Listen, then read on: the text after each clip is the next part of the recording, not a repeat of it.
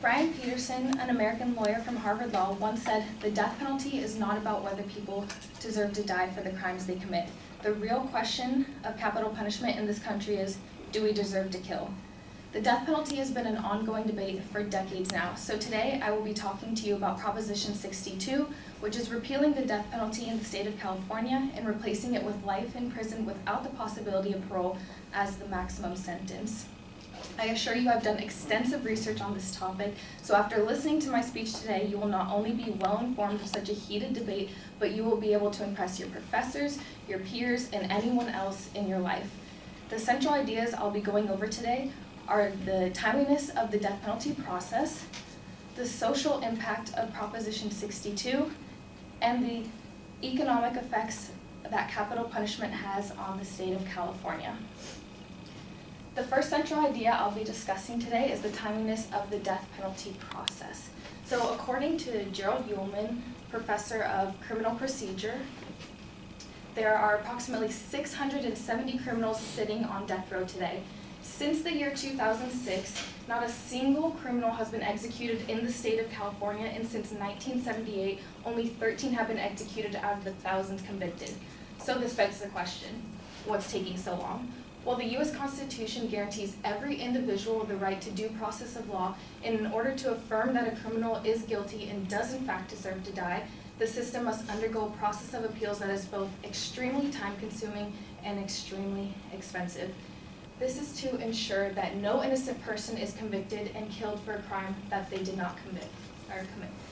However, according to Gerald Uhlman, previously qualified, there are 119 criminals that have been sitting on death row for over 22 years. That is twice the national average, making California the longest death row in the nation. So Prop 62 pushes for the removal of the death penalty in order to save California from a system that is plagued with delay, because the reality is most death sentences turn into life in prison without parole anyways. Now I'll be moving on to the social impact of Proposition 62. So supporters of Proposition 62 argue that by removing the death penalty, we would be eliminating the most extreme racial inequality in the criminal justice system. The major court case that drew attention to the unequal sentencing of colored people in the criminal justice system was the Supreme Court case, McCluskey versus Kemp. In this court case, lawyers presented the Supreme Court with statistical evidence proving that racial bias exists in the criminal justice system.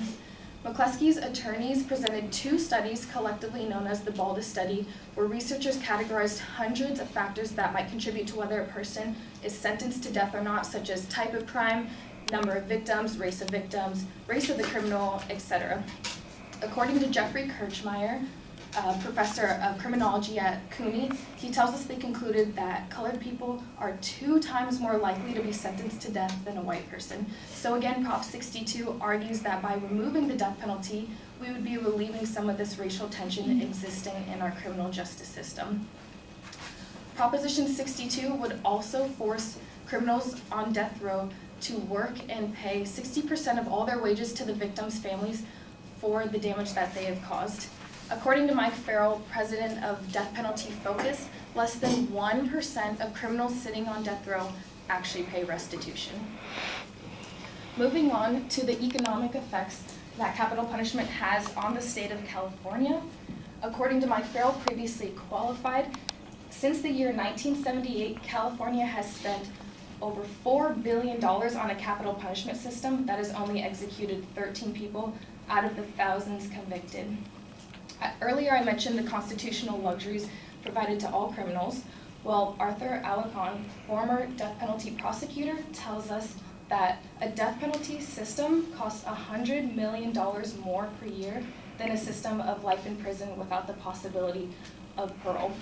Also, quoting Mike Farrell once again, previously qualified, the state would save $1 billion in just 5 years by replacing the death penalty with a system of life imprisonment without the possibility of parole as the maximum sentence. Proposition 62 pushes for the removal of the death penalty in order to save California $100 million at least a year.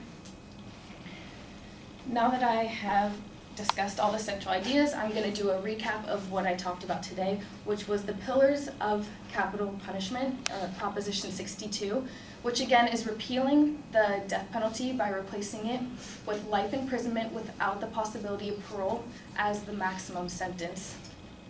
I specifically went over the timeliness of the death penalty process, the social impact that Proposition 62 has, and the economic effects of capital punishment on the state of California.